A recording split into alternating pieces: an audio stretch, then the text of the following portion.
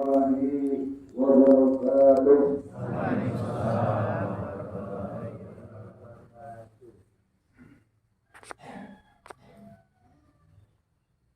Alhamdulillah alladzi ja'ala idan diyafatan lil mu'minin wa farhatan lis shaimin wa ghayatan lil muttaqin. Asyhadu an la ilaha illallah wa rabbul alamin wa asyhadu anna Muhammadar Rasulullah mab'utsu wa rahmatan lil alamin.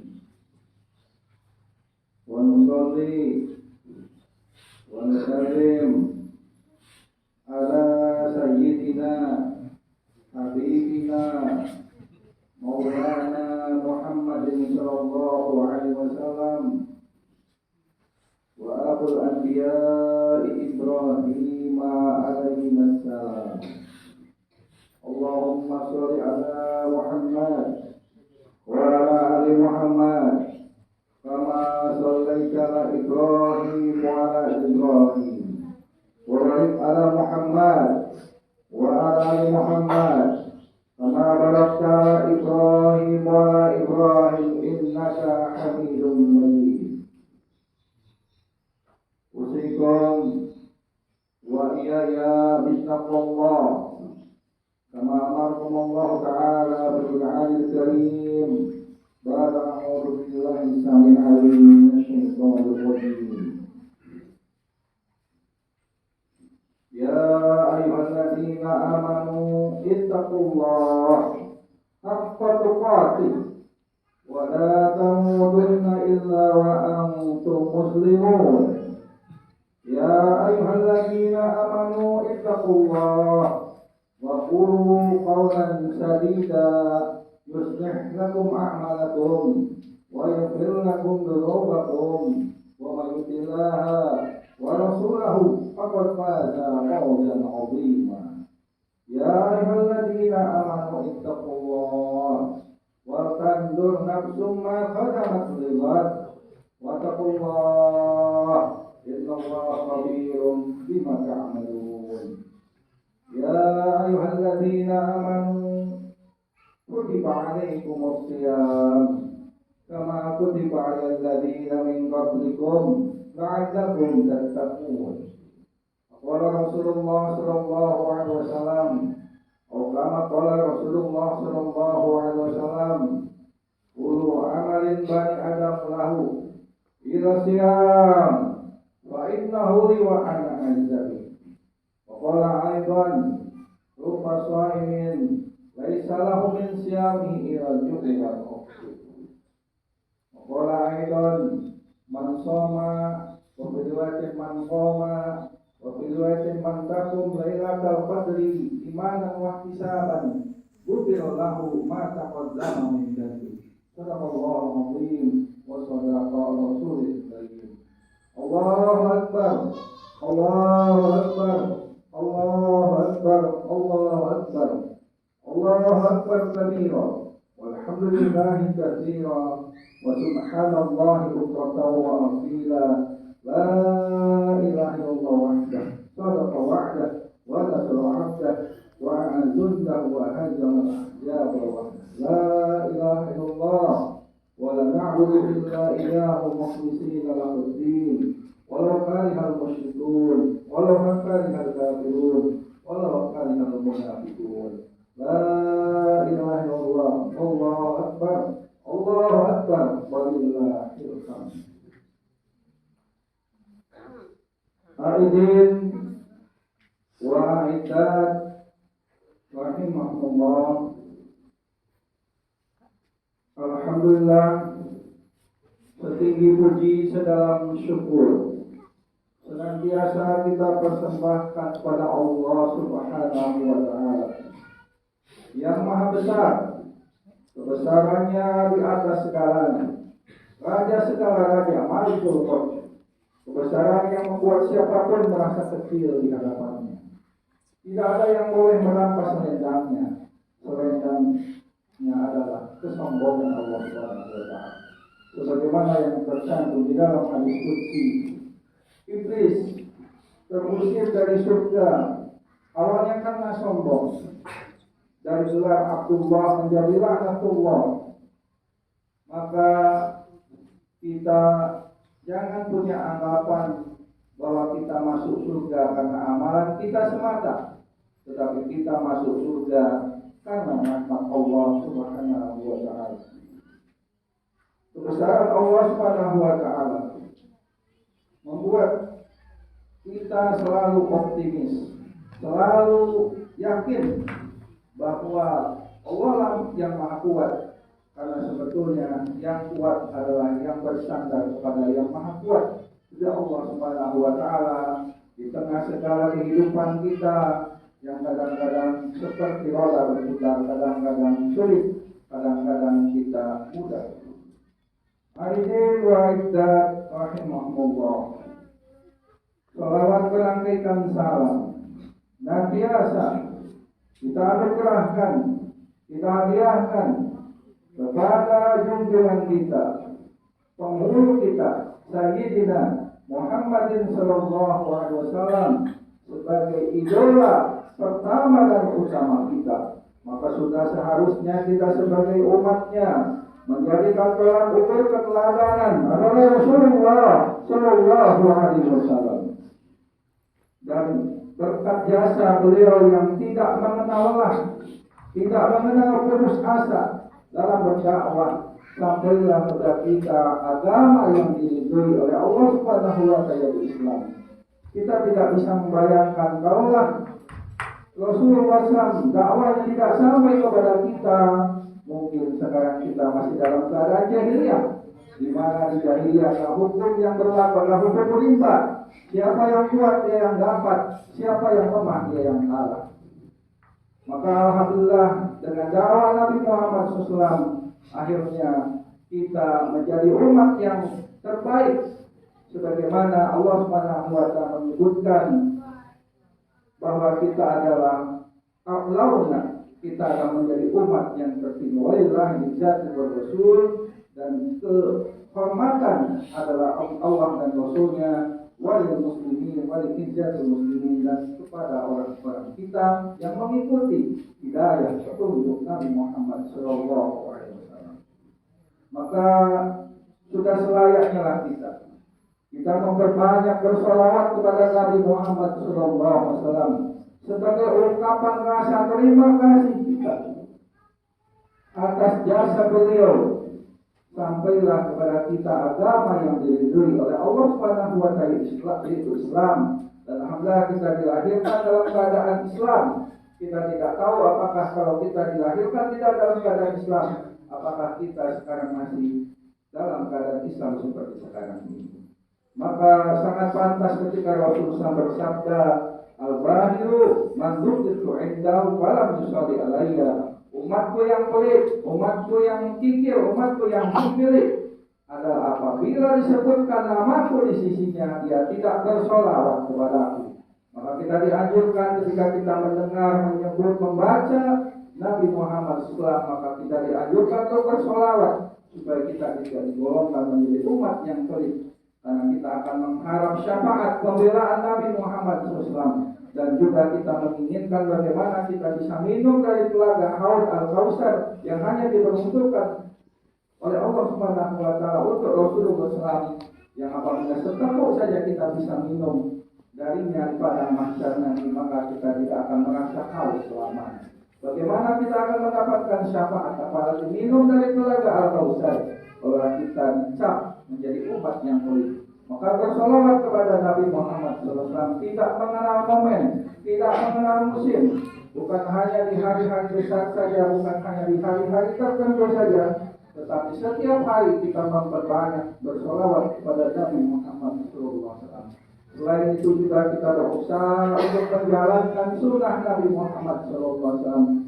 Karena ketahuilah saudaraku, tidak ada kebahagiaan, kejayaan, kemenangan, kemuliaan umat Islam ini, umat akhir zaman ini, kecuali menjadikan petunjuk Nabi Muhammad SAW dalam segala kehidupan.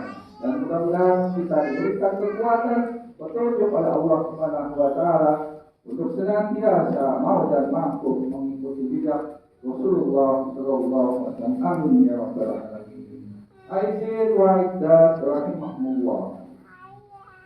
Kita sudah tidak tahu berapa ribu kali umat Islam telah melaksanakan sholat Id, khususnya di bumi Nusantara ini. Dari sejak Islam berkembang, yang dibawa oleh para pedagang Arab, pedagang dari Persia, pedagang dari Gujarat, juga dari bangsa Cina. Dengan buktinya bagaimana persahabatan antara Kaisar Cina dengan Aceh yang dibawa oleh Laksamana Cengho sebagai hadiah, itu namanya Cakradonya, sebuah lonceng yang sebesar tinggi air, itu dibawa sebagai persahabatan antara Aceh dengan Cina. Maka ini membuktikan bahwa Islam disebarkan oleh berbagai macam bangsa di Indonesia ini. Maka kita harus bersyukur bahwa dengan dakwah-dakwah mereka lah Islam sampai kepada kita ini. Dan khususnya sekarang ini, alhamdulillah kita di tengah perbedaan, dan tidak perlu kita permasalahkan perbedaan ini, karena ini hanya beda metode saja. Ibarat seperti orang melihat angka 6 atau angka 9 dari sisi yang lain, dua-duanya benar. Maka yang memakai metode yang kita memakai metode namanya adalah hisab hakiki wujudul hilal, sedangkan pemerintah memakai namanya imkan ru'yah. Itu dua-duanya mempunyai dalil yang cukup kuat dan bisa dipertanggungjawabkan. Sehingga ini tidak perlu kita perselisihi, tetapi tentu perlu apa yang kita yakini tentu harus kita jalankan dan kita hargai perbedaan-perbedaan ini. Maka pimpinan pusat Muhammadiyah yang kami menyeru kepada kita, jangan mentang-mentang kita hari ini sudah tidak puasa lalu kita nanti makan-makan di pinggir jalan atau mengajak orang yang lain untuk datang ke rumah kita padahal mereka masih melakukan puasa. Inilah sebagai salah satu penghargaan kita kepada mereka masih melakukan puasa. Aidin wa aizzat rahimahullah. Alhamdulillah pada hari ini kita masih bisa melaksanakan ibadah yaitu Idul Fitri, terutama di pimpinan cabang Baskah, dan ini merupakan tonggak awal geliat bangkitnya cabang Muhammadiyah Baskah. Mudah-mudahan ke depan kita mempunyai tempat yang lebih luas, karena setelah ini sudah ada tanah kita yang insya Allah bisa kita bangun di bawahnya yaitu sekolah dan di atasnya masjid, sehingga kita tidak menemui kesulitan lagi ketika ada perbedaan-perbedaan. Tidak perlu kita bernegosiasi lagi dengan beberapa pihak.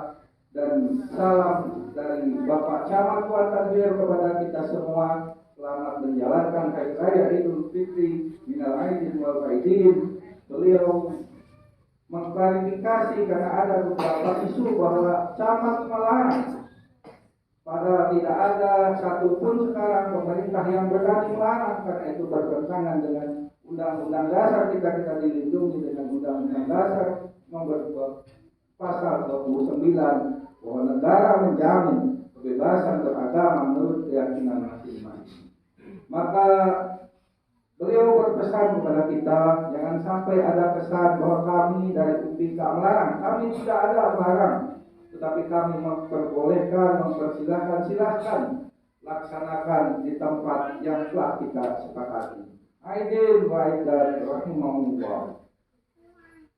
Kalaulah kita melihat, menyaksikan, dan kita merasakan bagaimana indahnya nuansa Ramadan, bagaimana semangat kita beribadah di bulan Ramadan berbeda dengan di bulan lain, maka ada beberapa sikap yang menyikapi hidayah dan hayat Ramadan, awal dan permulaan Ramadan.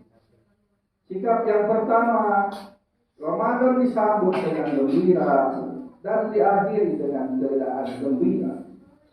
Inilah sikap puasanya anak kecil. Karena anak kecil ketika dia mau berpuasa, dia sudah diiming-imingi dengan jumlah uang tertentu, maka selesai puasa dia bergembira karena dia akan membayangkan berapa uang yang akan dia terima, belum THR yang akan dia dapat. Maka dia sambut Ramadan dengan gembira dan dia akhir Ramadan juga dengan gembira. Tetapi ada sikap yang kedua yang disambut Ramadan dengan kesedihan dan diakhiri juga dengan kesedihan. Inilah sikap saudara-saudara kita yang kurang beruntung.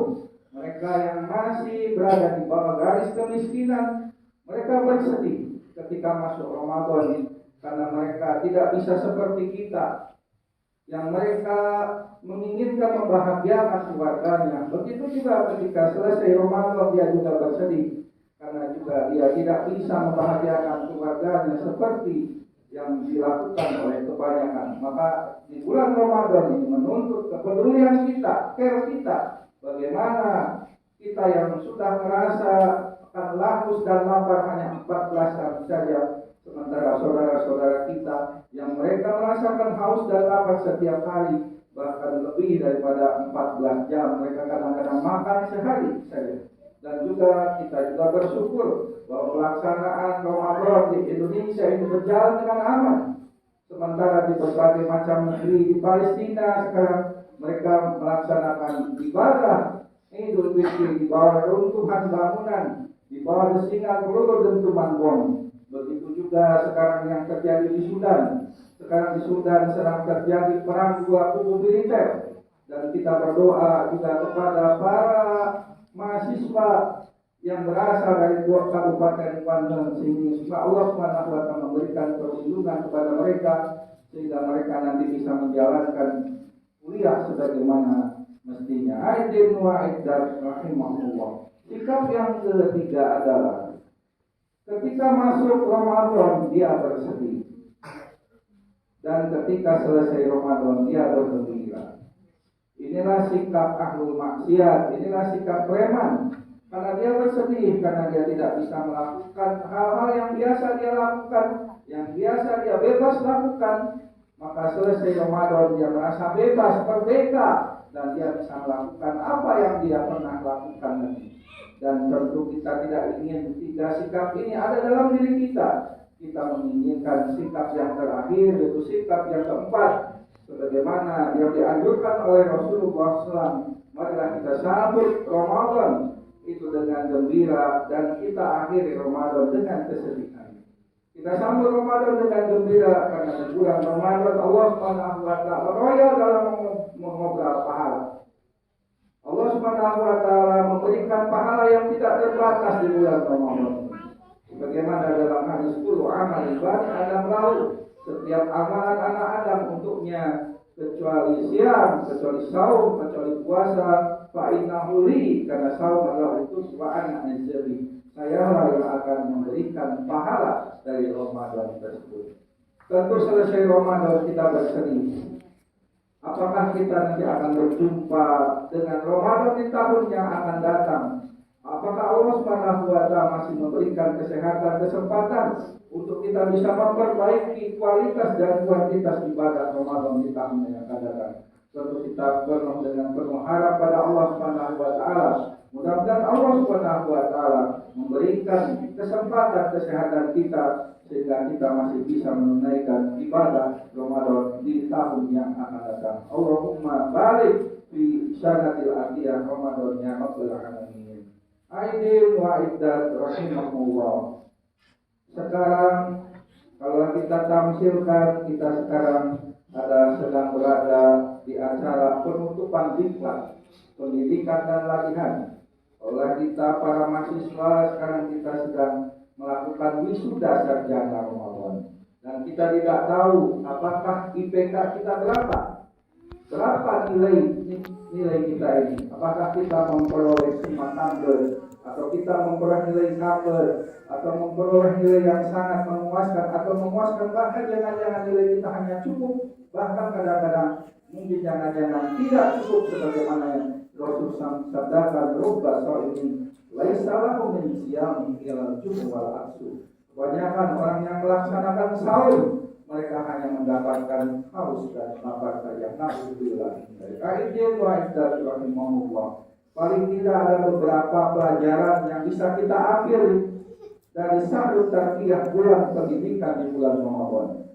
Yang pertama, Ramadan mengajarkan kepada kita untuk kita bersabar, bisa menahan, mengelola emosi kita. Sebagaimana dalam hadis, ketika ada yang mengajak berkelahi kepada kamu, ada yang mengajak bertengkar kepada kamu, maka katakanlah inni shaimun, saya masih saum. Dan juga kita dilatih bersabar bagaimana kita bisa menanti detik-detik perputaran jam ketika jelang berbuka. Dengan sabar kita nanti. Inilah salah satu pendidikan di bulan Ramadan. Kita diajarkan bagaimana kita untuk bersabar. Pendidikan yang lain yang diajarkan di bulan Ramadan yang tidak kalah pentingnya adalah keikhlasan. Karena Ramadan mengajarkan kita keikhlasan. Ramadan adalah ibadah sirriyah, ibadah yang rahasia yang tahu hanya kita dengan Allah Subhanahu wa taala. Manusia bisa kita percaya, bisa saja kita masih pura-pura saum, pura-pura puasa, dengan kita lap mulut kita kering dan kita mungkin banyak meludah dan sebagainya, sehingga kelihatan kita masih berpuasa. Atau mungkin kita berenang di Kuantan, lalu kita meminum air. Jangankan teman kita ikan pantau di Kuantan pun tidak tahu kalau kita sudah minum. Tetapi hal ini tidak kita lakukan. Kenapa? Karena kita inginkan bahwa kita beribadah hanya karena Allah Subhanahu wa taala, bukan karena yang lain, bukan karena kita segan dengan orang lain, bukan karena kita terpaksa, tetapi kita ingin menjadi hamba-hamba Allah Subhanahu wa taala yang ikhlas. Inilah pendidikan yang diajarkan di bulan Ramadan. Dan ada satu lagi di antara pendidikan di bulan Ramadan yang tidak kalah pentingnya, bagaimana Ramadan mendidik kita untuk peduli dengan nasib sesama saudara-saudara kita. Dan inilah ada kita mengeluarkan zakat, infak, sedekah, dan kita juga mengajak orang untuk berbuka dengan kita. Inilah yang diajarkan di bulan Ramadan.